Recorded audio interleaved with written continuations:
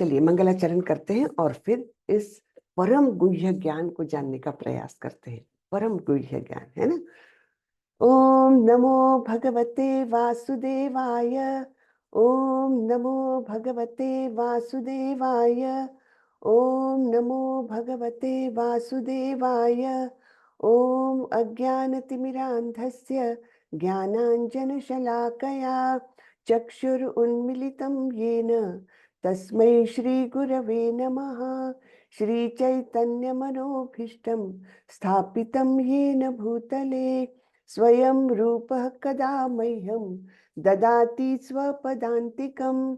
वन्देऽहं श्रीगुरो श्रीयुतपदकमलं श्रीगुरुन् वैष्णवांश्च श्रीरूपं साग्रजातं सहगण रघुनाथान्वितं तं सजीवं साद्वैतं सावधूतं परिजनसहितं कृष्णचैतन्यदेवं श्रीराधा कृष्णपादान् सहगण ललिता श्रीविशाखान्वितांश्च। हे कृष्ण करुणा सिन्धु दीनबन्धु जगत्पते गोपेश गोपिका कान्त श्रीराधा कान्त नमोस्तुते। तप्त काञ्चन गौरांगी राधे वृन्दावनेश्वरी वृषभानुसुते देवी प्रणमामि हरिप्रिये। नमो विष्णुपदाय कृष्णपृष्ठाय भूतले श्रीमते भक्ति वेदांत स्वामिन् इति नामिने। नमस्ते सारस्वती देवे गौरवाणी प्रचारिणे निर्विशेषा शून्यवादी पाश्चात्य देशतारिणी। जय श्री कृष्ण चैतन्य प्रभो नित्यानंदा श्री अद्वैत गदाधर श्रीवासादि गौर भक्त वृंदा। हरे कृष्ण कृष्ण कृष्ण हरे हरे हरे रामा राम राम हरे हरे। हरे कृष्णा कृष्ण कृष्ण हरे हरे हरे रामा राम राम हरे हरे। हरे कृष्ण। सभी का बहुत बहुत स्वागत है आज के इस अध्याय में जो हम हरे सेंटर। कृष्णा माता जी। हरे कृष्णा। तो हम हरे कृष्ण। हरे कृष्णा। तो हम सेंटर में पहुंच गए हैं भगवत गीता के। आधी भगवत गीता करीबन हमने पार कर ली है। समझा कितना है हमको ही पता है ना, मुझे भी नहीं। हरे कृष्णा। कृपया म्यूट रखें। आपको नहीं बनाया क्या? एक मिनट है, मैं बना। अच्छा आप एक मिनट,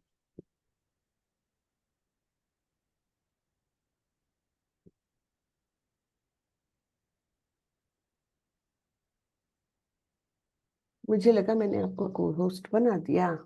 ठीक है, अभी आप दोनों भी हो ना? जी हरे कृष्ण। तो अध्याय 9वां राज गुह्य योग, जिसको कहा गया है परम गुह्य ज्ञान। सबसे गोपनीय ऐसा ज्ञान यहाँ पर दिया है, सभी को नहीं देते भगवान। ये अर्जुन और अर्जुन के माध्यम से हम सभी के लिए ये ज्ञान भगवान अभी देने जा रहे हैं।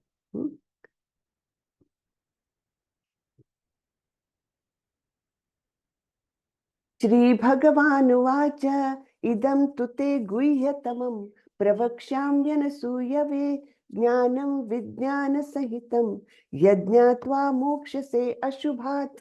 श्री भगवान ने कहा, हे अर्जुन, चूंकि तुम मुझसे कभी ईर्ष्या नहीं करते, इसलिए मैं तुम्हें यह परम गुह्य ज्ञान तथा अनुभूति बतलाऊंगा, जिसे जानकर तुम संसार के सारे क्लेशों से मुक्त हो जाओगे। तो सबसे पहले बोल रहे हैं भगवान कि क्योंकि तुम मुझसे ईर्ष्या नहीं करते। अब ईर्ष्या ये ऐसा एक अवगुण है ना जो हम सभी के अंदर है। आप मानो या ना मानो, लेकिन हम सभी लोग किसी ना किसी से ईर्ष्या करते हैं। और जब तक ये ईर्ष्या, ये दुर्गुण हमारे अंदर है, ये मैल हमारे अंदर है, तब तक हम भगवान, मतलब भगवान हमसे प्यार नहीं करेंगे। हाँ, ना हम शुद्ध अंतकरण से भगवान से भक्ति कर सकेंगे। तो ये ईर्ष्या है क्या? कोई बता सकता है ईर्ष्या क्या है? नए लोगों में से बताइए, ईर्ष्या यानी क्या? प्रयास करें। ईर्ष्या मतलब दूसरे के सुख को देख के दुखी होना। वेरी गुड, यस, बिल्कुल। और कोई प्रयास करेगा? बहुत अच्छा बताया माता। ईर्ष्या मतलब माता जी जैसे उसके पास कुछ है और मेरे पास नहीं है, अभाव में भी हम लोग कंपेयर करते हैं और फिर वेरी ईर्ष्या करने लगते हैं। वेरी गुड, बहुत, एकदम एकदम ठीक, एकदम परफेक्ट। तो ईर्ष्या यानी ऐसा भाव कि आपके पास कोई चीज है, मुझे वो चीज पसंद है, लेकिन ये बात पसंद नहीं कि वो आपके पास है, वो मेरे पास रहनी चाहिए थी। आपके पास कार है जो मुझे बड़ी अच्छी लगती है, लेकिन मैं सोचती हूँ उसके पास क्यों है, मेरे पास क्यों नहीं है। आप बहुत रूपवान है, सुंदर है, मुझे लगता है हाँ सुंदरता तो अच्छी है, लेकिन मैं क्यों नहीं सुंदर, उसको क्यों बनाया भगवान ने सुंदर, है ना। ये भावना होती है ईर्ष्या की। बहुत अच्छा जवाब दिया दोनों ने भी माता जी ने, धन्यवाद माता जी। तो ये ईर्ष्या का भाव होता है।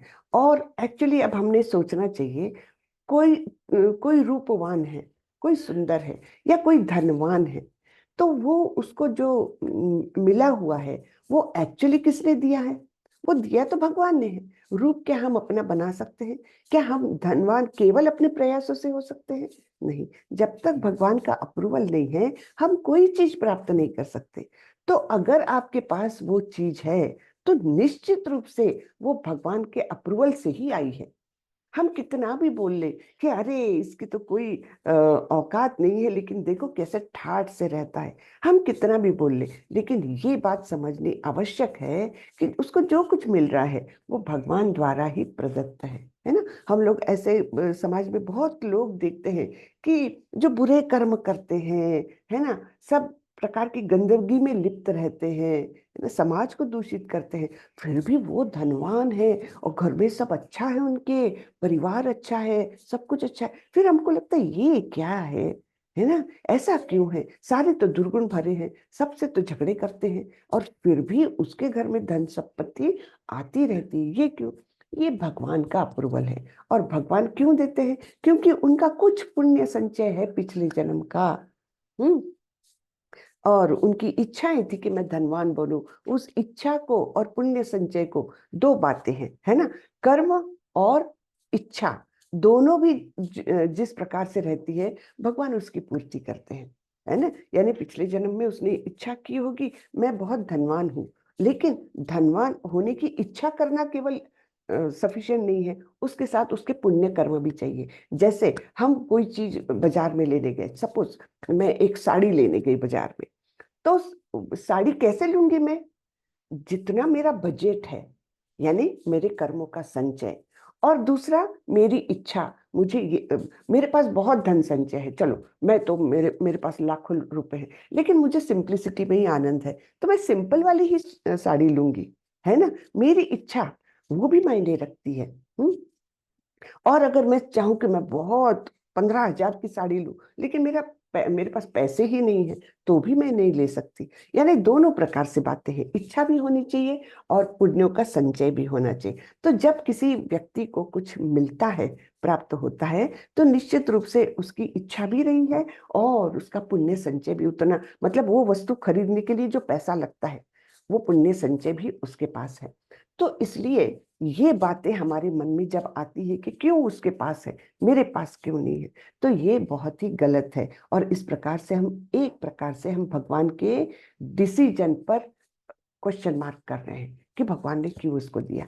तो ये दुर्गुण जब तक हमारे अंदर है, हम शुद्ध भक्त बिल्कुल भी नहीं बन सकते, बिल्कुल भी नहीं। तो ये ज्ञान भी क्यों दे रहे भगवान? क्योंकि तुम मुझसे कभी ईर्ष्या नहीं करते, है ना, क्योंकि पांडवों ने तो कितनी समस्याओं का सामना किया, कितने संकट देखे उन्होंने, पूरे जीवन भर संकट देखे। और कृष्ण द्वारकाधीश, है ना, इतने ऐश्वर्य संपन्न, सब लोग उनको चाहते, है ना, सब कुछ, लेकिन फिर भी पांडवों के मन में उनके प्रति ईर्ष्या कभी नहीं आई। तो इसलिए अर्जुन को बोल रहे हैं, क्योंकि तुम मुझसे कभी ईर्ष्या नहीं करते, इसलिए मैं तुम्हें यह परम गुह्य ज्ञान। अब जब परम की बात हो रही है ना, बेस्ट की बात हो रही है, तो गुड और बेटर भी तो होना चाहिए, बराबर ना। ये बेस्ट है, तो भैया गुड क्या है और बेटर क्या है? हाँ? गुह्य क्या है, गुह्यतर क्या है, और ये गुह्यतम। गुह्य, गुह्यतर, गुह्यतम, ये 3 स्टेजेस हुई। तो ये क्या है, ये भी हमको थोड़ा सा सोचना चाहिए। परम गुह्य ज्ञान है, तो गुह्य क्या, गुह्यतर क्या, गुह्यतम, अब ये बताने जा रहे हैं। तो गुह्य ज्ञान ये है कि हम शरीर नहीं, हम आत्मा है। ये हमको दूसरे अध्याय में ही भगवान ने बता दिया है, बराबर है ना, कि तुम शरीर नहीं, तुम आत्मा हो, ये गुह्य ज्ञान। फिर दूसरा ज्ञान क्या है, गुह्यतर ज्ञान क्या है? ये है आत्मा और परमात्मा का संबंध। ठीक है, और संबंध यानी आत्मा जब तक परमात्मा में परमात्मा के साथ अपना रिश्ता नहीं बना लेती, तब तक कोई भौतिकता में सुख प्राप्त हो ही नहीं सकता। ये गुह्यतर ज्ञान हुआ, जो हमको पिछले अध्याय में मिल चुका है। योगी नाम अपि सर्वेशाम मद्गते नान्तरात्मना। हाँ, जो मेरे अंतरात्मा से जो मुझे प्रेम करते हैं, मुझसे समरस होते हैं, वो वही सर्वोच्च योगी। ये हमने छठे अध्याय के अंत में देखा हुआ था। तो ये गुह्यतर हुआ कि मेरी आत्मा का परमात्मा से क्या संबंध है, ये सब ज्ञान।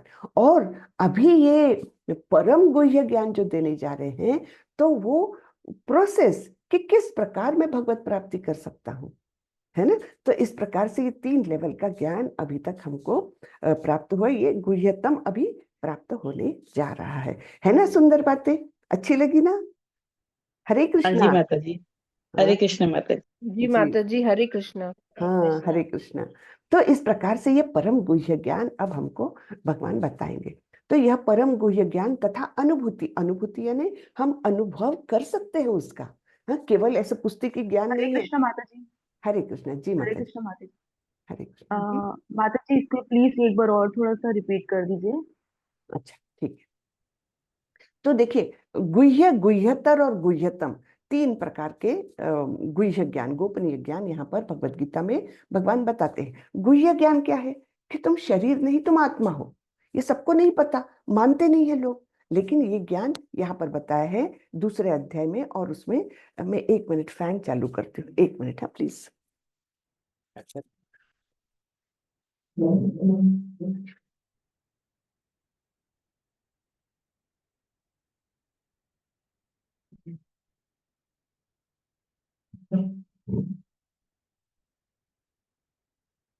हाँ, तो दूसरे अध्याय में बताया है कि तुम शरीर नहीं, तुम आत्मा हो, और आत्मा का कभी नाश नहीं हो सकता। इस प्रकार का जो आत्मा के बारे में ज्ञान है, वो गुह्य ज्ञान है। ठीक है, गुह्यतर ज्ञान क्या है? तुम आत्मा तो हो, लेकिन तुमको बनाने वाला जो परमात्मा है ना, तो परमात्मा के साथ तुम्हारा क्या संबंध है, ये सब बताया है ना।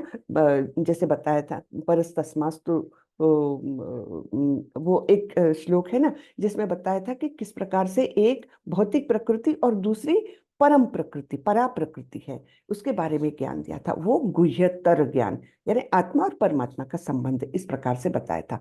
और अभी ये बताने जा रहे हैं कि तुम भगवत प्राप्ति करने की प्रोसेस क्या है। ये प्रोसेस अब यहाँ पर डायरेक्टली हमको पता चलने वाली है। ठीक है, ओके माता जी, हरे कृष्णा। ओके, तो जी जिसे, माता जी, थैंक जी हाँ, तो जिसे जानकर तुम संसार के सारे क्लेशों से मुक्त हो जाओगे। तो ये संसार जिसको भगवान स्वयं दुखालयम अशाश्वतम बोलते हैं, तो इसमें कौन से प्रकार के क्लेश है? हमको हमको मेनली 3 प्रकार के क्लेश होते हैं। एक तो जन्म मृत्यु जरा व्याधि, ये तो वास्तविकता है ही यहाँ की। उसके अलावा ये जो क्लेश जिसको कहा गया है, वो कौन से हैं? 3 प्रकार के होते हैं। एक तो आध्यात्मिक, दूसरा है अधिभौतिक, और तीसरा है अधिदैविक। हाँ, तो आध्यात्मिक क्लेश किसको बोलेंगे? ये तकलीफें कौन सी है? तो हम हम अपने ही शरीर को तकलीफ देते हैं या अपने मन में कुछ विचार ऐसे पैदा करते हैं कि जिसके कारण हम बहुत दुखी होते हैं। ऐसा होता है ना। जैसे सपोज एक 5 साल पहले की घटना है कि जहां पर आप किसी के घर गए थे और आपको अपमानित किया गया। ठीक है, अब वो घटना तो हो गई, 5 साल हो गए, लेकिन आज आपको किसी तरीके से वो याद आ गई, तो आप अंदर ही तिलमिला जाते हैं, आपको पसीना आता है और आपका मूड एकदम खराब हो जाता है, वो और बीपी बढ़ता है, सब है ना। ये सब होता है अपने अंदर जब हम पिछले अनुभवों को भी केवल याद कर रहे हैं। फिर भी यानी क्या, हम अपने ही अंदर मानसिक क्लेश तैयार कर रहे हैं। और सारे, ऐसा कहा जाता है, ऐसा प्रूव भी हो गया है कि करीबन 90% शरीर की जो तकलीफें हैं ना, वो मन से ही उत्पन्न होती है। यानी ये बीपी, शुगर, ये बेसिकली ये मन के कारण उत्पन्न होती है। मन को जो ओवर थिंकिंग कहते हैं, या फिर अपने दुखों को ही याद करना, है ना, कि बुरे प्रसंगों को ही याद करते रहना, या किसी के प्रति क्रोध आ गया, चलो भाई झगड़ा हो गया, मिटा दो, लेकिन वो दिमाग में चलते रहना, ये सब बातें क्या करती हैं, हमारे शरीर को भी तकलीफ देती है, शरीर में भी रोग उत्पन्न करती है। बराबर है ना। तो ये हुआ अध्यात्मिका। हाँ। फिर दूसरा है अधिभौतिका क्लेश। तो दूसरा कोई जीव आपको आकर के कष्ट दे, आपकी कोई गलती नहीं है, लेकिन दूसरा जीव आकर आपको तकलीफ दे। आपकी गाड़ी चल रही है स्मूथली, पीछे से आकर किसी ने ठंड से मार दिया, है ना, वो हो गए, तो ये क्या, अधिभौतिक। या आप बैठे हैं आराम से, मच्छर ने आकर काट दिया, आपको मलेरिया हो गया, तो ये अधिभौतिक है ना। जो दूसरे जीव आपको किसी तरीके से तकलीफ में डालते हैं, तो ये अधिभौतिक।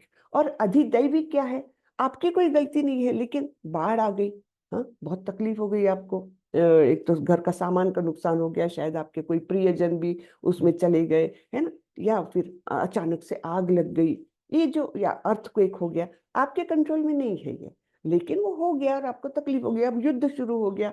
अब वहां पर बैठे हुए नागरिकों की क्या गलती है, कुछ भी नहीं, लेकिन आ गया, एक बॉम्ब आ गया, उनके घर पर गिरा, तो क्या है ये उनका दैव, यानी भगवान का नियोजित या देवताओं का प्रकोप, इस प्रकार से ये होता है। तो आध्यात्मिका, अधिभौतिका और अधिदैविका, इस प्रकार के 3 क्लेश है। तो भगवान बोलते हैं सारे क्लेशों से मुक्त हो जाओगे जब ये ज्ञान तुम जानोगे।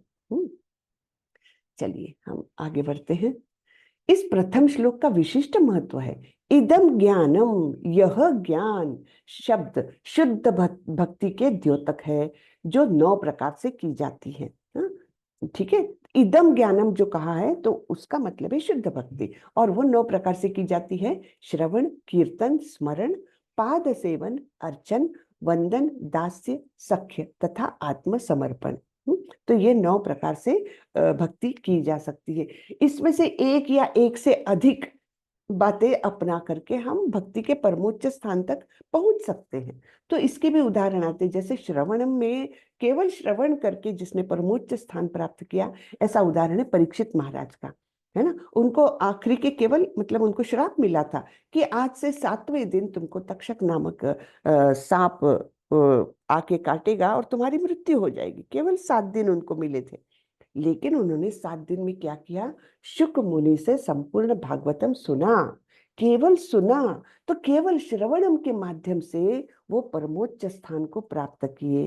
हाँ, इस प्रकार से सभी के एक उदाहरण हम देख सकते हैं।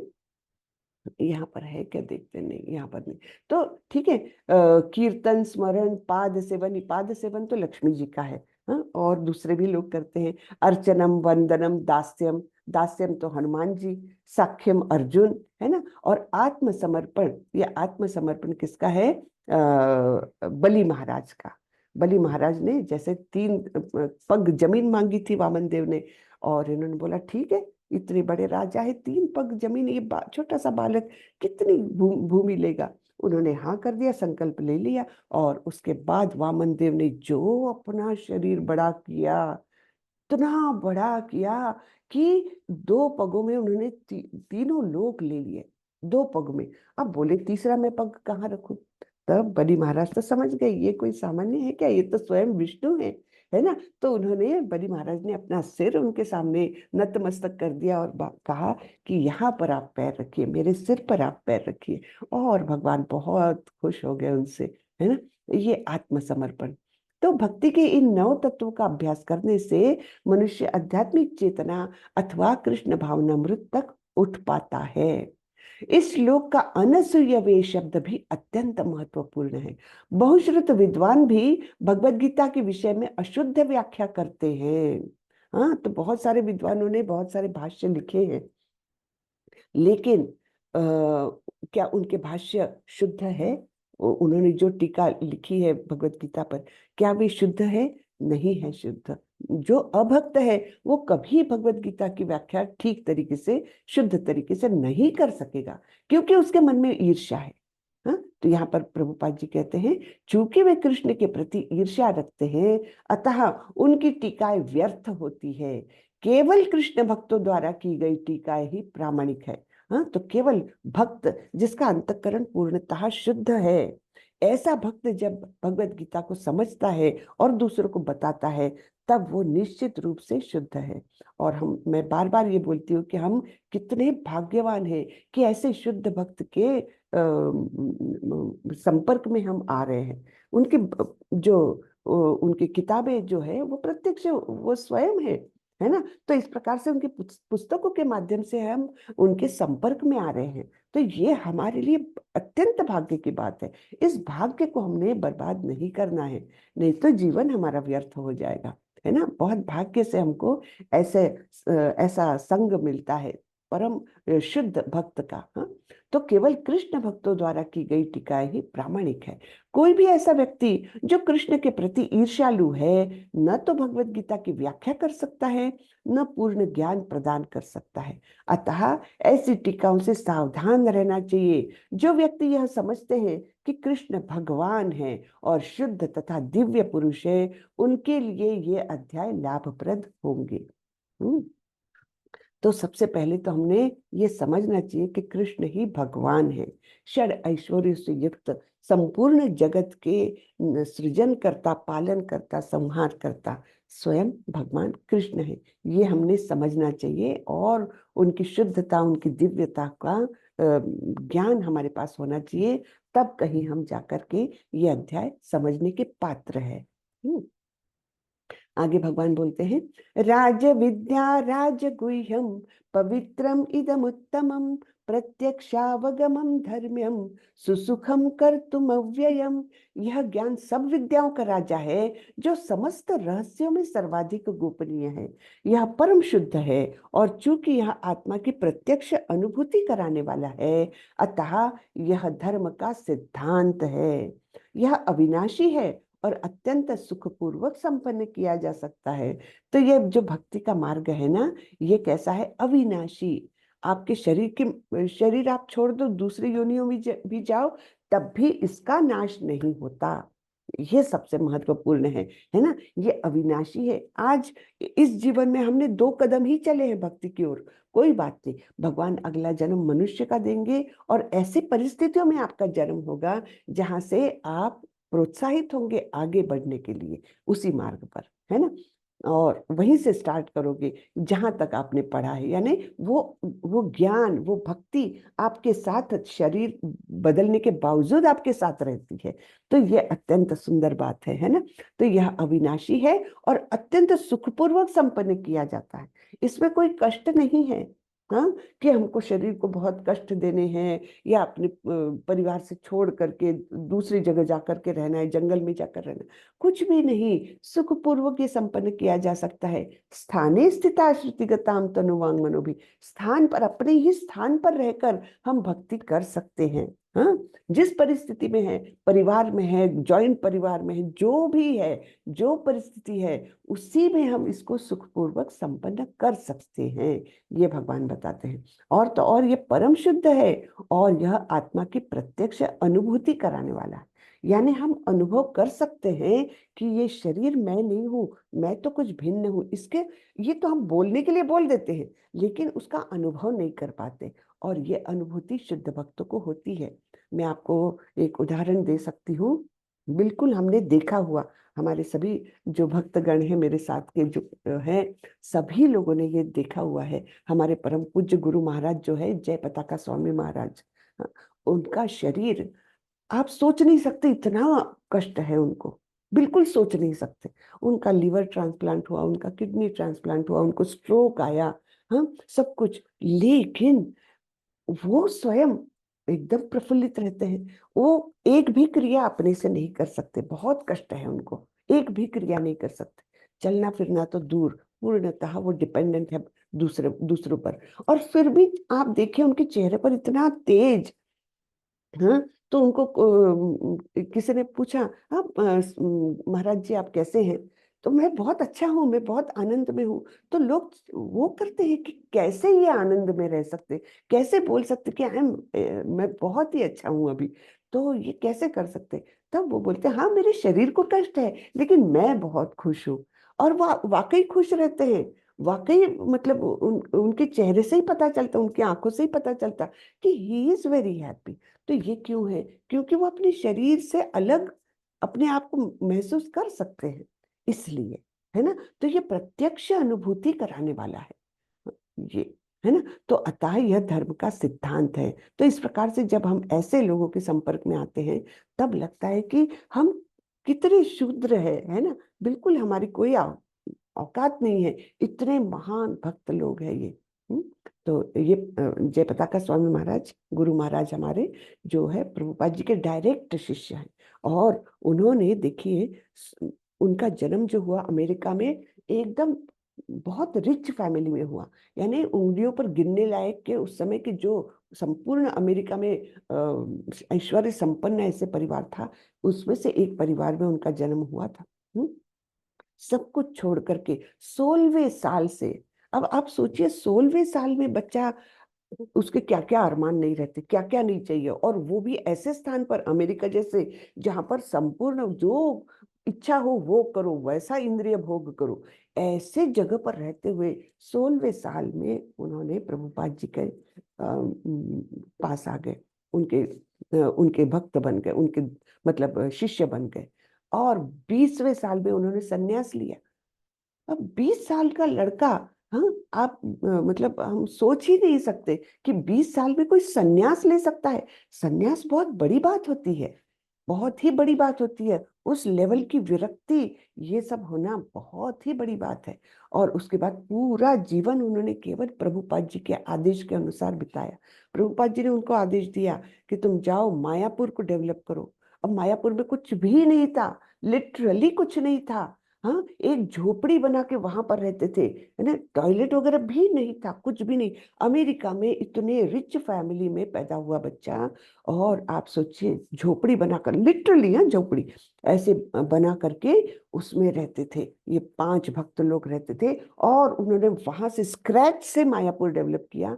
आज आप देखिए मायापुर एक अद्भुत जगह बन गई है, हाँ। मतलब हजारों लाखों लोग वहां आते हैं रोज। आप किसी भी दिन जाइए, आरती के समय आपको हजारों लोग मिलते हैं वहां पर, हाँ, बिल्कुल कोई भी रायपुर कहाँ है माता जी?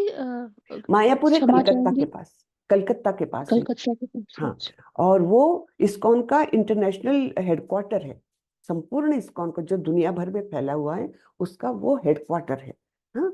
तो आप सोचिए कैसे किया होगा उन्होंने, ठीक है। तो चलिए आगे बढ़ते हैं। तो यह अविनाशी और अत्यंत सुखपूर्वक संपन्न किया जाता है। हे परंतप, जो लोग भक्ति में श्रद्धा नहीं रखते वे मुझे प्राप्त नहीं कर पाते, अतः वे इस भौतिक जगत में जन्म मृत्यु के मार्ग पर वापस आते रहते हैं। ठीक है, जो भक्ति में श्रद्धा नहीं रखते तो उनका उद्धार हो नहीं सकता, इसलिए उनका जन्म मृत्यु का चक्र चलता रहता है। यह संपूर्ण जगत मेरे अव्यक्त रूप द्वारा व्याप्त है, समस्त जीव मुझ में है किंतु मैं उनमें नहीं हूं। आप लोगों को मालूम नहीं है मायापुर के बारे में, आप सर्च कर लीजिए गूगल में, आपको इंफॉर्मेशन काफी कुछ मिल जाएगी। ठीक है, जिनको जिनको मायापुर के बारे में कुछ भी नहीं पता वो गूगल में सर्च कर लीजिए मायापुर क्या है ना, तो आपको पता लग जाएगा, थोड़ा बहुत पता लगेगा। गूगल में क्या लिखा है मुझे पता नहीं, लेकिन देख लीजिए। तो यह संपूर्ण जगत मेरे अव्यक्त रूप द्वारा व्याप्त है। समस्त जीव मुझ में है, किंतु मैं उनमें नहीं हूँ। तो ये सब बातें जो है ये अचिंत्य बातें हैं भगवान के बारे में, है ना। हम समझ नहीं सकते, ऐसा कैसा हो सकता। भगवान बोल रहे हैं कि समस्त जीव मुझ में है, लेकिन मैं उनमें नहीं हूँ, मैं उनसे अछूता हूँ, है ना।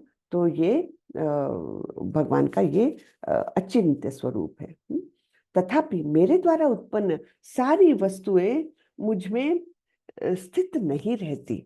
हाँ, जरा जरा मेरे योग ऐश्वर्य को तो देखो। यद्यपि मैं समस्त जीवों का पालक यानी भरता हूँ और सर्वत्र व्याप्त हूँ, लेकिन मैं इस विराट अभिव्यक्ति का अंश नहीं हूँ। मैं सृष्टि का कारण स्वरूप हूँ।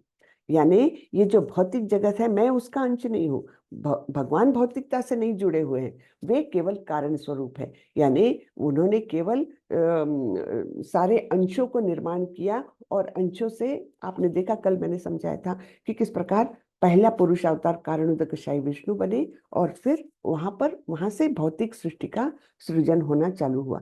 तो है तो बेसिकली कारण मात्र भगवान ही है, संपूर्ण कारणों के कारण भगवान श्री कृष्ण है, लेकिन वो फिर भी भौतिक जगत से अछूते हैं, है ना। इस विराट अभिव्यक्ति का मैं अंश नहीं हूँ। हाँ? और फिर भी मैं समस्त जीवों का पालक हूँ, सर्वत्र व्याप्त हूँ।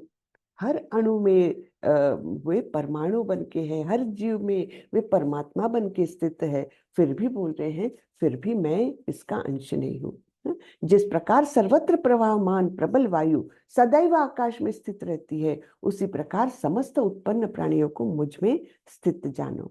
तो हम देखते हैं आकाश की एक छतरी जैसी है हमारे ऊपर, और वायु क्या है, वायु उसके अंदर घूमता रहता है ना। वायु का प्रवाह चलते रहता है, लेकिन वो बंदिस्त किससे है, आकाश से। तो उसी प्रकार समस्त उत्पन्न प्राणियों को मुझ में स्थित जानो। यानी मैं आकाश स्वरूप, और सारे प्राणी ये आने जाने वाले, है ना, जो है वो वायु के समान। इस प्रकार का उदाहरण देकर के भगवान समझा रहे हैं। संपूर्ण विराट जगत मेरे अधीन है। यह मेरी इच्छा से बारंबार स्वतः प्रकट होता रहता है, और मेरी ही इच्छा से अंत में विनष्ट होता है। तो संपूर्ण जगत क्या है, भौतिक जगत तो कारणोदकशाही विष्णु से निकला हुआ। तो कारणोदकशाही विष्णु जब इच्छा हो तब श्वास बाहर डालते हैं, सारे ब्रह्मांडों का निर्माण करते हैं। और जब उनकी इच्छा हो, है ना, मेरी इच्छा है ना, तो उनकी इच्छा हो तो वो श्वास अंदर ले लेते हैं, और सारे ही ब्रह्मांड उनके अंदर, जीवों समेत संपूर्ण ब्रह्मांड उनके अंदर चले जाते हैं। ये देखिए, ये कारणोदकशाही विष्णु का ये बताया है। तो इनके रंध्रों से जो हवा निकलती है, तो अनंत ब्रह्मांडों की उत्पत्ति होती है, और जब वे इच्छा करते हैं तो अपने अंदर सबको समेट लेते हैं। मयाध्यक्षेण प्रकृति सूयते सचराचरम हेतु नानेन कौन्तेय जगद विपरिवर्तते। हे कुंती पुत्र, यह भौतिक प्रकृति मेरी शक्तियों में से एक है, और मेरी अध्यक्षता में कार्य करती है, जिससे सारे चर तथा अचर प्राणी उत्पन्न होते हैं। इसके शासन में यह जगत बारंबार सृजित और विनष्ट होता है। तो ये भौतिक प्रकृति क्या है, भगवान की अनंत शक्तियां हैं, उसमें से एक शक्ति है ये, जिसको बहिरंगा शक्ति भी कहा गया है। मेन तो 3 शक्तियां हैं, कौन सी, बहिरंगा, अंतरंगा और तटस्था। तो ये बहिरंगा शक्ति इस भौतिक प्रकृति को बनाती है, और प्रकृति जो है वो अपने आप में इंडिपेंडेंट काम नहीं करती, वो भगवान के आदेशों के अनुसार काम करती है। तो जैसे हमने अभी अभी एक उदाहरण पढ़ा था मैंने भागवतम में, तो ब्रह्मास्त्र छोड़े जाते थे, तब अश्वत्थामा ने ब्रह्मास्त्र छोड़ा था पांडवों के ऊपर। तो ब्रह्मास्त्र की ऊर्जा इतनी ज्यादा है कि उसके अगर परमाणु से, आजकल के परमाणु से तुलना करें ना, तो परमाणु कुछ भी नहीं। हाँ, परमाणु बॉम्ब जो डालने की बात हो रही है वो कुछ भी नहीं, इतना शक्तिशाली ब्रह्मास्त्र होता था। और वो चलता कैसे था, मंत्रोच्चार से। तो वो ब्रह्मास्त्र छोड़ा था अश्वत्थामा ने, लेकिन अर्जुन ने काउंटर किया उनको, अपना ब्रह्मास्त्र छोड़ा और दोनों को निरस्त कर दिया था। ठीक है, तो वहां पर प्रभुपाद जी चर्चा करते हैं कि अगर हम सोचते हैं कि कोई चीज हमको हमारा संपूर्ण पृथ्वी का विनाश कर देगी, परमाणु बम गिरा तो विनाश कर देगी, ये प्रकृति है। लेकिन प्रकृति है ना, साइंस बोलता है, ये प्रकृति बोलती है कि परमाणु बम डालो तो विनाश होगा, ये प्रकृति है। लेकिन प्रकृति इंडिपेंडेंटली काम नहीं करती। अगर भगवान की इच्छा नहीं हो तो वो परमाणु बम भी कुछ नहीं कर सकता। तो सर्वोपरि क्या है? भगवान की इच्छा। तो भगवान की इच्छा के बिना कुछ नहीं हो सकता। हाँ, भगवान की इच्छा से ही सब कुछ होता है। तो इस प्रकार से ये भौतिक प्रकृति जो है मेरी अध्यक्षता में कार्य करती है, जिससे सारे चर तथा अचर प्राणी उत्पन्न होते हैं। इसके शासन में यह जगत बारंबार सृजित और विनष्ट होता रहता है। तो ये प्रकृति जो है, प्रकृति के अंदर ही रहते हुए ये प्रकृति का में कभी प्रलय आता है, कभी फिर से सृजन होता है। ये सब होता रहता है। और सबसे सर्वोपरि है कृष्ण, कृष्ण की इच्छा। अवजानन्ति मां मूढ़ा मानुषीं तनुमाश्रितं परम भावम अजानन्तो मम भूत महेश्वरम। जब मैं मनुष्य रूप में अवतरित होता हूँ तो मूर्ख मेरा उपहास करते हैं, वे मुझ परमेश्वर के दिव्य स्वभाव को नहीं जानते। तो जब कृष्ण यहाँ आए थे, पृथ्वी पर आए थे, वृंदावन में और गोकुल में और मथुरा में और द्वारका में उन्होंने इतनी लीलाएं की थी, लेकिन उनको परमेश्वर के, भगवान के स्वरूप में जानने वाले बहुत कम लोग थे। बाकी लोग तो उनको क्या समझते थे कि ये तो ऐसे ही सामान्य मनुष्य है, हाँ, थोड़ी बहुत कुछ कार्य कर देता है, चमत्कार के जैसे दिखा देता है, लेकिन है तो सामान्य मनुष्य, ऐसे समझते थे। तो और ऐसे लोग, मूर्ख लोग, उपहास करते थे उनका, है ना। तो वे मुझ परमेश्वर के दिव्य स्वभाव को नहीं जानते। मोघाशा मोघ कर्माणो मोघ ज्ञाना विचेतसः राक्षसीम आसुरीम चैव प्रकृतिम मोहि निश्रितः। जो लोग इस प्रकार मोहग्रस्त होते हैं वे आसुरी तथा नास्तिक विचारों के प्रति आकृष्ट रहते हैं। हाँ, तो मोहग्रस्त कैसे हो गए कि स्वयं परमेश्वर उनके सामने होते हुए भी वे अपने अहंकार के कारण कहिए या अपनी अल्प बुद्धि के कारण कहिए कि उनको पहचान ही नहीं सकते। वो लीलाएं कर रहे, गोवर्धन पर्वत उठा रहे, फिर भी ये नहीं नहीं, वो तो उन्होंने कुछ ऐसे ही नाटक कर दिया, है ना। तो इस प्रकार से मोहग्रस्त रहते, उनकी बुद्धि योग्य दिशा में काम नहीं कर रही है। तो वे आकृष्ट कहाँ से होते हैं? आसुरी और नास्तिक विचारों के प्रति। तो इसलिए उनको आसुरी कहा गया है, और वे भगवान के अस्तित्व को ही नहीं मानने वाले लोग रहते हैं। इस मोहग्रस्त अवस्था में उनकी मुक्ति आशा, उनके सकाम कर्म तथा ज्ञान का अनुशीलन सब कुछ निष्फल हो जाता है। तो इस प्रकार से जब उनकी अवस्था है तो चाहे जो कर ले वो, चाहे मुक्ति की आशा कर ले कि अब लिबरेशन, हाँ, लेकिन ये सभी कुछ निष्फल हो जाता है अगर वो भगवान के अस्तित्व को ही नहीं मानते और भगवान स्वयं वहां पर होते हुए वो नहीं पहचानते। तो उनको कोई मुक्ति की आशा हो ही नहीं सकती, मतलब मुक्ति मिल ही नहीं सकती। हाँ, उसके विपरीत जो महात्मा लोग हैं, महात्मानस्तु मां पार्थ दैवीं प्रकृतिमाश्रिताः भजन्ति अनन्य मनसो ज्ञात्वा भूतादिमव्ययम्। हे पार्थ, मोह मुक्त महात्मा जन दैवी प्रकृति के संरक्षण में रहते हैं। वे पूर्णतः भक्ति में निमग्न रहते हैं क्योंकि वे मुझे आदि तथा अविनाशी भगवान के रूप में जानते हैं। तो ये दैवी प्रकृति के संरक्षण में, अब माया दो प्रकार की है भगवान की। हाँ, तो एक तो है महामाया जो भौतिक प्रकृति है, बहिरंगा शक्ति, जो हमको मोहग्रस्त करके इसी जेल में रखना चाहती है, भौतिक जगत से बाहर नहीं निकलने देती, क्योंकि हम अभी तक शुद्धता हमको नहीं प्राप्त हुई है ना, अशुद्ध है। तो ऐसे हम सभी को वो बांधने के लिए वो कार्यरत रहती है, वो मोहग्रस्त कराती है हमको अलग अलग तरीके से। लेकिन जो इस मोह से मुक्त हो गए, ऐसे लोगों को भगवान महात्मा कह रहे हैं। ऐसे महात्मा को योग माया का प्रोटेक्शन मिलता है। यानी अंतरंगा शक्ति का प्रोटेक्शन मिलता है। हाँ, तो वो महामाया से भी उनका बचाव करती है और उनको भक्ति में प्रगति के लिए सब प्रकार से मदद करती है। ठीक है, तो ऐसे दैवी प्रकृति के संरक्षण में रहते हैं। तो यहाँ पर मध्वाचार्य करके हमारे एक महान आचार्य हो चुके हैं, उनके बारे में बताया जा रहा है। बहुत महान भक्त थे वे, और करते क्या थे कि वे जगह जगह जाकर लोगों को वो उपदेश देते थे, भक्ति के मार्ग पर लाने का प्रयास करते थे। लेकिन वो क्या करते थे, वो किसी घर में जाकर के मांग के नहीं खाते थे। हाँ, लोग कुछ भी लाके दे उनको तो फिर वो ग्रहण करते थे, अन्यथा नहीं। तो एक बार ऐसे ही वे किसी गांव के बाहर पेड़ के नीचे बैठ करके अपना भजन कर रहे थे, अपनी भक्ति कर रहे थे। 3 दिन हो गए, किसी को पता ही नहीं चला कि यहाँ कोई महात्मा आए हैं, तो कुछ भी उनको खाने के लिए नहीं मिला। फिर भी वो अपने आनंद में अपना कर रहे थे कीर्तन। लेकिन कृष्ण को चिंता हो गई। कृष्ण बोले मेरा भक्त भूखा प्यासा है, हाँ, उसके लिए कुछ करना चाहिए।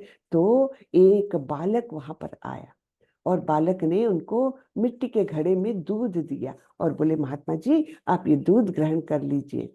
तो इन्होंने लिया बच्चे से और फिर वो दूध ग्रहण कर लिया और वो मटका वहीं पर रख दिया और अपना ये फिर से लग गए अपनी भक्ति के कार्यों में। तो रात को उनको सपने में आए कृष्ण और बोले मध्वाचार्य आपने मुझे पहचाना नहीं, मैं तो आया था आपके पास। बोले प्रभु आप आए थे, भगवान आप आए थे, मैंने तो नहीं पहचाना आपको, कब आए थे? बोले तुम्हारे लिए दूध लेकर कौन आया था, मैं ही तो था वो।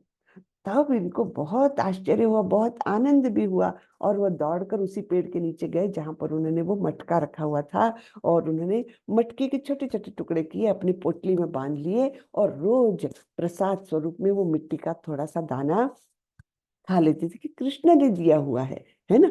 तो इस प्रकार संरक्षण किसने किया? स्वयं भगवान ने। तो यही योग माया का संरक्षण है ना। तो इसको वे पूर्णतः भक्ति में निमग्न रहते हैं क्योंकि वे मुझे आदि तथा अविनाशी भगवान के रूप में जानते हैं। तो वे भगवान के स्वरूप को जानते हैं, इसलिए उनको ये संरक्षण मिलता है। सततं कीर्तयन्तो मां यतन्तश्च दृढव्रतः नमस्यन्तश्च मां भक्त्या नित्ययुक्ता उपासते। ये महात्मा मेरी महिमा का नित्य कीर्तन करते हुए, दृढ़ संकल्प के साथ प्रयास करते हुए, मुझे नमस्कार करते हुए भक्ति भाव से निरंतर मेरी पूजा करते हैं। तो ऐसे महात्मा हमारे प्रभुपाद भी वैसे ही महात्मा थे। कैसे? नित्य कीर्तन करते हुए और दृढ़ संकल्प के साथ, है ना। कीर्तन तो सतत होना चाहिए, स्मरण कीर्तन ये सतत होना चाहिए और दृढ़ संकल्प ऐसा कि उनको जो यंग एज में 40 वर्ष पूर्व गुरु का आदेश मिला था, बिल्कुल पहली मुलाकात में। हम सोच सकते हैं क्या कि कोई व्यक्ति पहली ही मुलाकात में आपको कोई आदेश दे और आप उसको गुरु बनाकर उसके आदेशों का पालन करने के लिए जीवन भर प्रयासरत रहे, कभी भी डिगे नहीं अपने प्रयासों में, है ना। तो ये दृढ़ संकल्प ऐसा है कि मुझे मेरे गुरु के आदेशों का पालन करना है किसी भी हालत में। इसलिए 70 साल की उम्र में, इतनी वृद्धावस्था में, एक अनजान देश में जहां पर कोई पहचान का नहीं उनका, ऐसे देश में गए, खिसे में पैसे नहीं, कुछ नहीं, और ऐसे देश में जाकर के उन्होंने हजारों की संख्या में लोगों को भक्त बनाया। ये देखिए कितने प्रफुल्लित चेहरे हैं, आप देखिए हाँ भक्तों के, है ना। वो भक्ति का आनंद सब चेहरे पर आ जाता है। तो लोग प्रभुपाद जी को पूछते थे कि आपके डिसाइपल्स जो है, आपके शिष्य जो है, उनके चेहरे इतने चमकदार कैसे हैं? तो प्रभुपाद ने वही कहा कि ये तो भक्ति की महिमा है। जो भक्ति में आ जाता है, सब कुछ उसके अंदर ऐसे अच्छे गुण आ जाते हैं, चेहरे पर चमक आ जाती है ना। बाकी हम जब भौतिकता में लिप्त है तो कैसा होता है, उदासी आती है और निगेटिव थॉट्स रहते हैं, वो सब चेहरे पर रिफ्लेक्ट होते हैं। लेकिन जिसका मन आनंद से परिपूर्ण है तो उसके चेहरे में चमक रहेगी ही, बराबर ना। तो ये महात्मा मेरी महिमा का नित्य कीर्तन करते हुए, दृढ़ संकल्प के साथ प्रयास करते हुए, मुझे नमस्कार करते हुए भक्ति भाव से निरंतर मेरी पूजा करते हैं। निरंतर ये कार्य चलता है उनका। पिताहमस्य जगतो माता धाता पितामहः वेद्यं पवित्रमोंकार रुक्साम यजुरेव च। मैं इस ब्रह्मांड का पिता, माता, आश्रय तथा पितामह हूँ। मैं ज्ञेय यानी जानने योग्य, शुद्धिकर्ता तथा ओमकार हूँ। मैं ऋग्वेद, सामवेद तथा यजुर्वेद भी हूँ। तो भगवान ये अपने बारे में बता रहे हैं। अब ये सब क्यों बता रहे हैं? 7वें अध्याय से उन्होंने चालू किया कि ये सब बातें बता रहे हैं कि मैं ही पानी का स्वाद हूँ, मैं ही सूर्य चंद्रमा का प्रकाश हूँ। तो ऐसे अपने बारे में क्यों बता रहे हैं? यहाँ पर भी बता रहे हैं। तो ऐसा क्यों बता रहे हैं? क्योंकि अगर भगवान नहीं बताएंगे तो हमको पता नहीं चलेगा। और जब हम किसी से कोई रिश्ता बनाने जाते हैं तो जितनी अधिक जानकारी होगी उस व्यक्ति के बारे में, उतना हमारे अंदर उसके प्रति प्रेम आएगा। तो ये हमारी भक्ति की वृद्धि के लिए है कि भगवान ये सब इंफॉर्मेशन दे रहे हैं कि तुम चलो पानी पीते हो ना, मेरा स्मरण कर लो, क्योंकि पानी का स्वाद मैं हूँ, है ना। और इस संपूर्ण ब्रह्मांड का पिता, माता, आश्रय, पितामह मैं ही हूँ। मैं ही जानने योग्य हूँ, मैं ही शुद्धि करता हूँ और ओमकार भी हूँ। ओमकार यानी क्या? कोई भी मंत्र पढ़ने के पहले हम ओमकार बोलते हैं ना, तो वो आदि नाद, आदि शब्द जो है वो ओमकार मैं ही हूँ। मैं ऋग्वेद, सामवेद तथा यजुर्वेद भी हूँ। वेद, वेद शब्द का अर्थ है ज्ञान। तो संपूर्ण ज्ञान जो है वो मैं ही हूँ। मैं ही लक्ष्य, पालन करता, स्वामी, साक्षी, धाम, शरण स्थली तथा अत्यंत प्रिय मित्र हूँ। मैं सृष्टि तथा प्रलय, सबका आधार, आश्रय तथा अविनाशी बीज भी हूँ। तो ये भगवान अपने बारे में बता रहे हैं, है ना। हे अर्जुन, मैं ही ताप प्रदान करता हूँ और वर्षा को रोकता तथा लाता हूँ। मैं अमरत्व हूँ और साक्षात मृत्यु भी हूँ। हाँ, सारे कॉन्ट्रडिक्शंस देखिए, है ना। कॉन्ट्रडिक्शन क्या है? मैं ही अमरत्व हूँ और मृत्यु भी हूँ। तो ये कैसे हो सकता है? ये केवल भगवान के लिए ही है। भगवान के ही गुण है सारे कॉन्ट्रडिक्शंस। हाँ, तो यहाँ पर भी देखिए ऊपर के श्लोक में भी क्या है? सृष्टि तथा प्रलय, यानी सृजन भी, बनाते भी वही है, बिगाड़ते भी वही है, सब कुछ वही करते हैं, है ना। सभी का आधार भी है, आश्रय भी है और अविनाशी बीज भी है। फिर यहाँ पर बता रहे हैं मैं अमरत्व हूँ और साक्षात मृत्यु भी हूँ। आत्मा तथा पदार्थ यानी सत्य और असत। सत्य यानी क्या? सत्य यानी शाश्वत, जिसका कभी नाश नहीं होता, उसको सत्य कहा जाता है। और असत किसको कहा जाता है? जिसका नाश होता है, नाशवान चीजों को असत कहा जाता है। तो शाश्वत क्या है? आत्मा, परमात्मा, ये सब शाश्वत है, आत्मा शाश्वत है।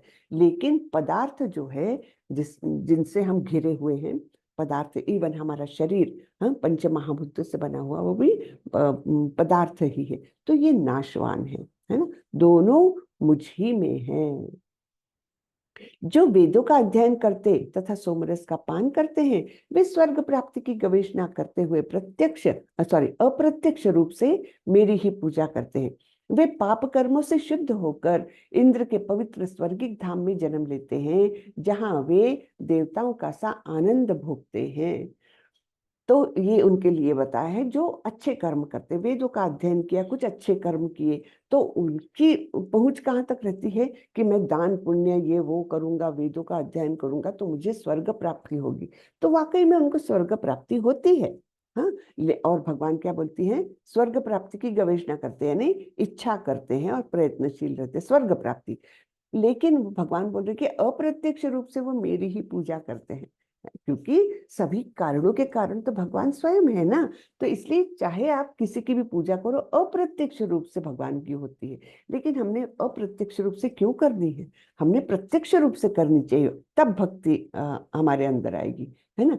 तो ऐसे लोग वे पाप कर्मों से शुद्ध होकर इंद्र के पवित्र स्वर्गिक धाम में जन्म लेते हैं, जहां वे देवताओं का सा आनंद भोगते हैं। तो स्वर्गलोक को जाते हैं, दान पुण्य विद्या अध्ययन ये वो करने से स्वर्गलोक को जाते हैं। उनका क्या होता है लेकिन? ठीक है। इस प्रकार जब वे यानी उपासक विस्तृत स्वर्गिक इंद्रिय सुख को भोग लेते हैं और उनके पुण्य कर्मों के फल क्षीण हो जाते हैं, तो वे मृत्युलोक में पुनः लौट आते हैं। हाँ, तो होता क्या है? उन्होंने पुण्य संचय किया, यानी मेरे पास, मैंने बैंक बैलेंस बहुत बढ़िया किया। हाँ, सपोज एक व्यक्ति है जिसको विरासत में खूब सारा बैंक बैलेंस मिला है, बहुत मजा करेगा, वो क्या करेगा, खूब सारा खर्चा करेगा। लेकिन कब तक खर्चा कर सकेगा? जब तक वो उसका बैंक बैलेंस है। जैसे ही बैलेंस जीरो हो गया तो उसको काम करके, कुछ कुछ कष्ट करके फिर से धन अर्जित करना पड़ेगा ना। वैसे ही ये बिल्कुल है कि उन्होंने पुण्य कर्म करके, अच्छे कर्म करके स्वर्ग तो प्राप्त कर लिया, वहां पर जाकर उन्होंने खूब एंजॉय किया, सब इंद्रिय सुखों को भोग लिया। लेकिन जैसा ही वो उनका पुण्यों का बैंक बैलेंस खत्म हो जाता है तो वे, उनके पुण्य कर्मों के फल क्षीण हो जाते हैं, तो वे मृत्युलोक में पुनः लौट आते हैं। फिर से उनको यही आना पड़ता है धरती पर। इस प्रकार जो तीनों वेदों के सिद्धांतों में दृढ़ रहकर इंद्रिय सुख की गवेषणा करते हैं, उन्हें जन्म मृत्यु का चक्र ही मिल पाता है ना। इससे मुक्ति नहीं मिलती उनको। जाते हैं उच्च लोक में, जाते हैं, सुख का भोग करते हैं, फिर यहीं आ जाते हैं। तो ये तो कोई ये तो हमारा जो भूलोक है, ये तो दुखालयम अशाश्वतम, एक्चुअली संपूर्ण भौतिक जगत ये है दुखालयम अशाश्वतम। तो उनको वही मिलता है, जन्म मृत्यु का चक्र। अनन्याश्चिन्तयन्तो माम ये जनः पर्युपासते तेषां नित्याभियुक्तानां योगक्षेमं वहाम्यहम्। किंतु जो लोग अनन्य भाव से मेरे दिव्य स्वरूप का ध्यान करते हुए निरंतर मेरी पूजा करते हैं, उनकी जो आवश्यकताएं होती है उन्हें मैं पूरा करता हूँ, और जो उनके पास है उसकी रक्षा भी करता हूँ। तो ये योगक्षेमम वहाम्य अहम। अहम शब्द कितना महत्वपूर्ण है। वो किसी को कॉन्ट्रैक्ट नहीं दे देते कि जाओ भाई तुम उसकी रक्षा करो, वो उसके पास जो है उसकी रक्षा करो, उसको जो चाहिए वो दे दो। नहीं, वो भगवान बोल रहे हैं ऐसे भक्तों के ऊपर तो मेरा स्वयं का ध्यान है। मेरा स्वयं का ध्यान है, और मैं उनकी सारी आवश्यकताओं को पूरा करता हूँ, और उनके पास जो है वो रक्षा करता हूँ। योगक्षेमम वहाम्य, हम किसी को याद आ रहा है ये कहाँ पर आप लोगों ने पढ़ा है? सबने पढ़ा है ये हरे टैग लाइन। कृष्ण माता जी।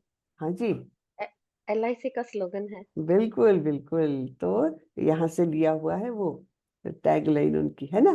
तो यस। योगक्षेमम वहाम्य हम यहाँ से लिया है। यानी आपको अब ओरिजिन पता लग गया ये, नहीं तो आपको लगेगा अरे LIC वालों ने इतना अच्छा ये कैसा लिया।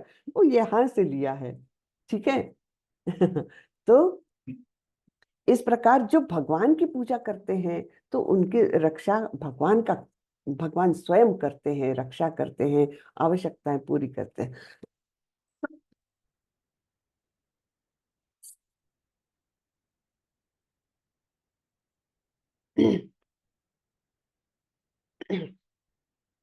येऽप्यन्य देवता भक्ता यजन्ते श्रद्धयान्विताः तेऽपि मामेव कौन्तेय यजन्ति अविधिपूर्वकम्।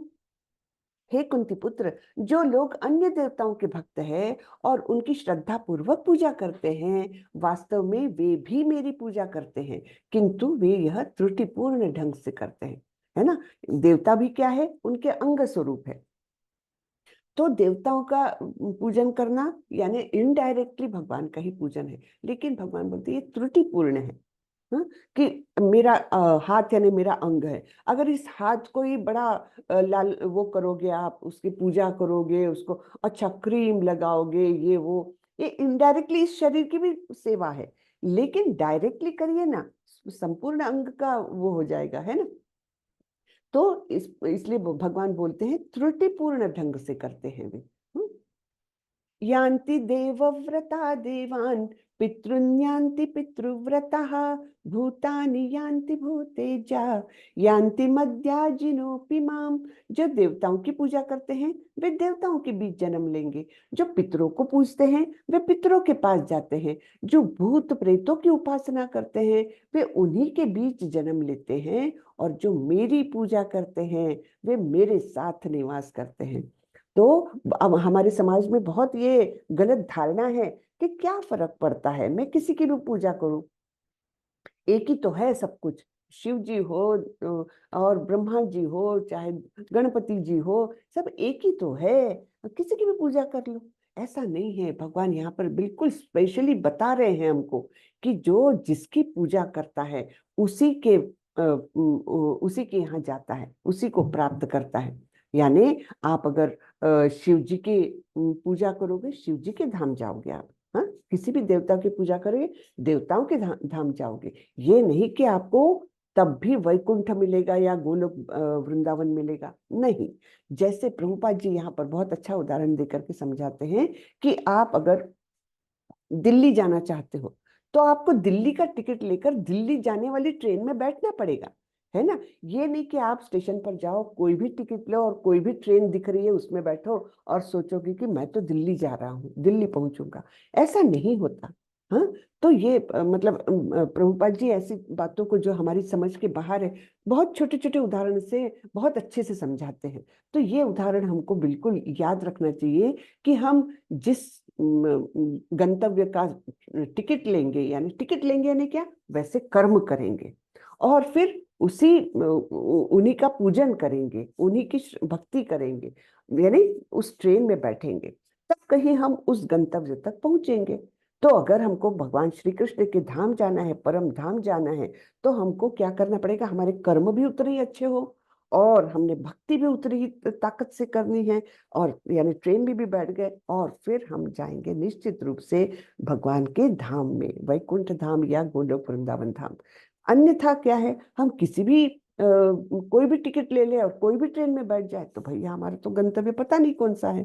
ठीक है ना। तो यही बात यहाँ पर समझा रहे हैं कि देवताओं की पूजा करते हैं, देवताओं के बीच जाएंगे, पितरों को पूजते हैं, पितरों के पास जाएंगे, भूत प्रेतों की उपासना करते हैं तो उन्हीं के पास जाओगे, लेकिन जो मेरी पूजा करते हैं वे मेरे पास आते हैं।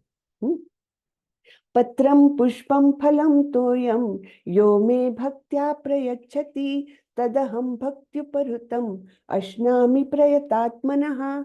यदि कोई प्रेम तथा भक्ति के साथ मुझे पत्र, पुष्प, फल या जल प्रदान करता है तो मैं उसे स्वीकार करता हूँ। हाँ, तो भगवान को प्रसन्न करने के लिए क्या है, भगवान बहुत छोटे में प्रसन्न हो जाते हैं, भगवान बोल रहे हैं, लेकिन देना कैसे है, भक्ति और प्रेम के साथ। हाँ, ये नहीं कि चलो भगवान ने तो बोला है पत्रम पुष्पम फलम तोयम, तो चलो एक गिलास पानी रख दो उनके सामने, रख दिया, पटक दिया, हाँ, और भगवान उसको स्वीकार करेंगे, नहीं। भगवान को किसी चीज की आवश्यकता नहीं है, लेकिन वो भूखे हैं प्रेम और भक्ति के। तो आप भक्ति से उनके पास, आपके पास सामग्री नहीं है, कोई बात नहीं, गरीब से गरीब व्यक्ति भी भक्ति कर सकता है। कैसे, इतनी लिबर्टी दे रखी है भगवान ने, कुछ भी पत्र, पुष्प, फल या जल कुछ भी मुझे अर्पण करो, लेकिन भक्ति और प्रेम के साथ मैं उसको ग्रहण करूंगा। अब इसका अर्थ ये नहीं कि हम तो रोज 56 भोग का खाना खा रहे हैं और भगवान के सामने एक फल रख दिया, ऐसा नहीं है। हमने क्या करना चाहिए कि जो कुछ भी हम भोग करते हैं, एक्चुअली भगवान का विचार करते हुए ही हमने खाना बनाना चाहिए, है ना। कि आज भगवान को मैं ये खिलाऊंगी, भगवान प्रसन्न हो जाएंगे, अच्छा लगेगा भगवान को खीर खिलाऊंगी तो भगवान को खिलाने की इच्छा से वो बनाना चाहिए। इच्छा ये रहनी चाहिए कि मैं भगवान के लिए बना रही हूँ, और फिर वो भगवान को अर्पण करने के बाद हम स्वयं खाएं। हमारी गलती क्या होती है, मेरी भी होती है, हम क्या करते हैं, आज इसका बर्थडे, चलो उसकी पसंद की चीजें बनाते, भगवान उसमें आए ही नहीं। हाँ, हालांकि भोग अपन खाने के पहले भोग जरूर चढ़ता है, लेकिन इच्छा क्या होती है उस समय कि उसका जन्मदिन है, उसकी पसंद की चीज। अरे पहले भगवान के बारे में सोचो, भगवान को क्या पसंद आएगा, है ना। तो ये हमारे विचारों की जो गलतियां है ना, ये तो मतलब शुद्ध भक्त ही उस स्तर तक जा सकते हैं। हम लोग भी अभी इतने साल हो गए फिर भी ये गलती तो मन से जाती नहीं है। कि जो भी कार्य कर रहे हैं घर की सुविधा देख करके, घर को मतलब सबका ये देख करके, ये मन में क्यों नहीं आता कि मैं सफाई कर रही हूँ तो भगवान का घर है ये भगवान प्रसन्न हो जाएंगे, साफ सफाई कर दूं अच्छे से घर की, है ना, भगवान का घर है। तो ये ऐसे विचार रखते हुए हमको हर कार्य करना चाहिए एक्चुअली। तो यहाँ पर भगवान इसलिए लिबर्टी दे रहे कि गरीब से गरीब आदमी भी भक्ति कर सकता है। हाँ, लेकिन इसका अर्थ ये नहीं कि हम बहुत उसका भोग करें और भगवान को छोटा सा दे। मेन है उसमें प्रेम और भक्ति। यत् करोषि यदश्नासि यज्जुहोषि ददासि यत् तपस्यसि कौन्तेय तत्कुरुष्व मदर्पणम। हे कुंती पुत्र, तुम जो कुछ करते हो, जो कुछ खाते हो, जो कुछ अर्पित करते हो या दान देते हो, और जो भी तपस्या करते हो, उसे मुझे अर्पित करते हुए करो। तो ये बात याद रखना चाहिए हमको कि जो कुछ करते हैं, हमारे सारे कार्य भगवान को अर्पण, जो कुछ खाते हो पहले भगवान को अर्पण, है ना, जो कुछ अर्पित भी करते हो किसी को वो भी। हाँ, तो सब कुछ करना क्या है, पहले भगवान को अर्पित अर्पण करना है। हम दान भी देते, किसी को गरीब को भी दान दे रहे हैं, तो पहले कृष्ण का स्मरण करो, हे भगवान आपको ये समर्पण है, और फिर दान करो, ठीक है ना। तपस्या भी, सब कुछ पहले। ये बड़ा सुंदर श्लोक है। समोहम सर्वभूतेषु न मे द्वेषोऽस्ति न प्रियः ये भजन्ति तुमां भक्त्या मयि ते तेषु चाप्यहम्। मैं न तो किसी से द्वेष करता हूँ, न ही किसी के साथ पक्षपात करता हूँ। मैं सबों के लिए समभाव हूँ, किंतु जो भी भक्ति पूर्वक मेरी सेवा करता है वह मेरा मित्र है, मुझ में स्थित रहता है, और मैं भी उसका मित्र हूँ। अब यहाँ पर फिर से कॉन्ट्रडिक्शन। भगवान पहले लाइन में बता रहे हैं कि मैं किसी से द्वेष नहीं करता, पक्षपात नहीं करता, सबके लिए समभाव हूं, ये पहली लाइन में बता रहे हैं। लेकिन दूसरी लाइन में बता रहे हैं किंतु जो भी भक्ति पूर्वक मेरी सेवा करता है वह मुझे बहुत प्यारा है। अब ये कैसे हो सकता है? तो हम एक उदाहरण के साथ, प्रभुपाद जी ये उदाहरण देते हैं कि सपोज एक पिता के बच्चे हैं, 4-5 बच्चे हैं, सबके प्रति पिता के मन में तो समभाव रहेगा ना, सारे ही उनके बच्चे हैं। लेकिन एक बच्चा उसमें से ऐसा है कि जब भी पिता बाहर से आए तुरंत एक गिलास पानी का दे दिया, तुरंत उनके जूते उतारने में मदद कर दिए, तुरंत उनके जूते जगह पर रख दिए। पिता को पूछा, पिताजी मैं आपके लिए कुछ खाने के लिए लाऊं, आपको भूख लगी होगी, है ना। तो ये एक स्पेशल व्यवहार हुआ। तो उस बच्चे के प्रति उस पिता के मन में निश्चित रूप से एक सॉफ्ट कॉर्नर होगा। मानते हैं कि नहीं आप लोग? निश्चित रूप से, कि कितना ध्यान रखता है मेरा, अपना खेल कूद छोड़ करके आया मुझे पानी देने के लिए, तो निश्चित रूप से वो पिता के मन में उसके प्रति कुछ ज्यादा भाव होगा। यद्यपि सारे बच्चे एक समान है, फिर भी उस बच्चे के प्रति ज्यादा प्रेम होगा। वैसा ही भगवान का है। हाँ? जो भी भक्ति पूर्वक मेरी सेवा करता है वह मुझे ज्यादा प्रिय है ना, वह मेरा मित्र है। अपि चेत सुदुराचारो भजते माम अनन्य भाग साधुरेव समन्तव्य सम्यक व्यवसितो ही सह। यदि कोई जघन्य से जघन्य कर्म करता है किंतु यदि वह भक्ति में रत रहता है तो उसे साधु मानना चाहिए, क्योंकि वह अपने संकल्प में अड़िग रहता है। तो सपोज कोई भक्त है और उससे कुछ ऐसे कार्य हो जाए जो अच्छे नहीं है, बुरे कार्य हो जाए, कुछ पतन हो जाए उसका, लेकिन वो भक्ति में लगा रहा, तब भगवान क्या बोलते हैं, उसको भी साधु ही मानना चाहिए, उसको पतित नहीं मानना चाहिए, क्योंकि वह अपनी भक्ति के कार्यों में लगा हुआ है। इसलिए उसको भी साधु ही मानना चाहिए। क्षिप्रम भवति धर्मात्मा शश्वच्छान्ति निगच्छति कौन्तेय प्रतिजानीहि न मे भक्तः प्रणश्यति। वह तुरंत धर्मात्मा बन जाता है और स्थायी शांति को प्राप्त होता है। हे कुंती पुत्र, निडर होकर घोषणा कर दो कि मेरे भक्त का कभी विनाश नहीं होता। अब ये निडर होकर घोषणा कर दो, अर्जुन को क्यों काम सौंप रहे हैं ये कि तुम घोषणा करो? भगवान स्वयं बोल सकते थे कि मेरे भक्त का कभी विनाश नहीं होता, ये भगवान स्वयं भी बोल सकते थे। लेकिन यहाँ पर स्पेशली भगवान अर्जुन को बोल रहे हैं, कुंती पुत्र तुम निडर होकर के घोषणा कर दो कि मेरे भक्त का विनाश नहीं होता। तो इसके पीछे एक सुंदर सा कारण बताया जाता है कि देखिए, भगवान तो प्रतिज्ञा लेते हैं कई बार और कभी कभी उसको तोड़ते भी है।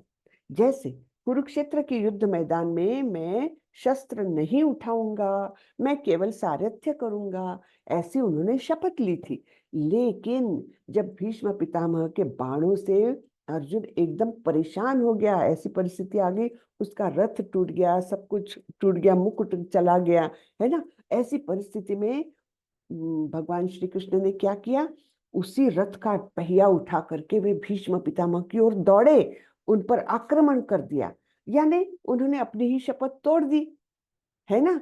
तो भगवान ऐसे कभी कभी होता है कि भगवान खुद की ही शपथ को तोड़ देते हैं, खुद की ही बातों को मानते नहीं है, खुद नहीं की हुई। लेकिन अगर कोई भक्त कुछ कह देता है तो भगवान निश्चित रूप से उसकी पूर्ति करते हैं। जैसे उदाहरण के लिए हम प्रहलाद महाराज का ले प्रहलाद महाराज को इतना प्रताड़ित किया उनके पिता ने, है ना, और अल्टीमेटली बार बार पूछते कहाँ है तेरा तेरा विष्णु, कहाँ है? तो वो बोले सब जगह पर है, भगवान तो सब जगह पर है। तो बोले क्या इस खंबे में भी है? हाँ है। और जब हिरण्यकश्यपु ने उस पर जोर से लात मारी, खंबा टूट गया, तो वाकई उसमें से कौन निकले?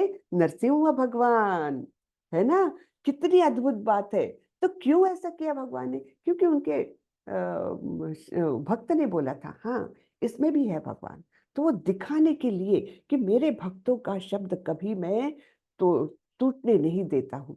तो इसलिए अर्जुन को बोल रहे हैं, क्योंकि अर्जुन भक्त है, तो तुम घोषणा करो कि मेरे भक्त का विनाश नहीं होता। तो मैं हमेशा I will see to it, मैं देखूंगा, मैं ये हमेशा देखूंगा कि मेरे भक्त का कभी विनाश नहीं होता। इसलिए अर्जुन को बोल रहे हैं कि तुम घोषणा कर दो, फिर मैं कभी उस वचनों से मैं पीछे नहीं हट सकता, क्योंकि मेरे भक्त ने बोला है ना। सुंदर बात। हाँ? माम ही पार्थ व्यपाश्रित्य ये स्युः पापयोनयः स्त्रियो वैश्यास्तथा शूद्रास तेपि यान्ति पराम गतिम। हे पार्थ, जो लोग मेरी शरण ग्रहण करते हैं वे भले ही निम्न जन्मा स्त्री, वैश्य अर्थात व्यापारी तथा शूद्र यानी श्रमिक क्यों न हो, वे परम धाम को प्राप्त करते हैं। तो जन्म से कुछ भी हो, लेकिन जिसने भगवान की शरण ग्रहण कर ली उसको परम धाम मिल गया। जैसे हमने 7वें अध्याय में भी देखा था, एक श्लोक मैंने बताया था ना, बड़ा सुंदर श्लोक है। दैवी हेषा गुणमयी मम माया दुरत्यया मामेव ये प्रपद्यन्ते मायाम एताम तरन्ति ते। तो जिसने मेरी शरण ग्रहण कर ली उसको मैं इस भवसागर से पार लगा देता हूँ। तो यहाँ पर शरण ग्रहण करने का इंपॉर्टेंस है। जन्म कुछ भी हो, निम्न जन्मा स्त्री हो, हाँ, स्त्री वैश्य शूद्र क्यों न हो, वे सभी परम धाम को प्राप्त हो सकते हैं। ठीक है। मन्मना भव मद्भक्तो मद्याजी माम नमस्कुरु मामे वैश्यसि युक्त्वैवम् आत्मानं मत्परायणः।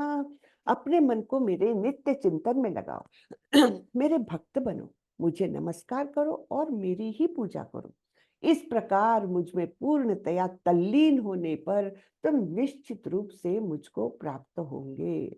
तो ये संपूर्ण पूरा फॉर्मूला दे दिया भगवान ने, है ना। मैंने बताया था ना गुह्यतम ज्ञान, तो यही तो है ये गुह्यतम ज्ञान। प्रोसेस बताई है कि किस प्रकार हम भगवत प्राप्ति कर सकते हैं। तो मन को नित्य चिंतन में लगाओ, हाँ, नित्य सतत भगवान का चिंतन करो, मेरे भक्त बनो। हाँ, तो भक्त बनने के लिए श्रवणम कीर्तनम ये नवधा भक्ति के मार्ग का अनुपालन करो। मुझे नमस्कार करो, नमस्कार करो यानी मेरी शरण ग्रहण करो और मेरी ही पूजा करो, है ना। भगवान के दिव्य रूप का स्मरण करते हुए भगवान की ही पूजा करो, है ना। यानी पूजा करो यानी सब कुछ समर्पण करते जाओ। इस प्रकार ये 4 पॉइंट्स याद रखना है बस। इस प्रकार मुझ में पूर्णतः तल्लीन होने पर तुम निश्चित रूप से मुझको प्राप्त होगे। कोई शंका ही नहीं है कि तुम मुझे नहीं प्राप्त होगे, पूर्ण निश्चित रूप से तुम मुझे प्राप्त करोगे। ठीक है। तो ये 4 पॉइंट्स हमको याद रखना है। तो यहीं पर ये अध्याय खत्म होता है।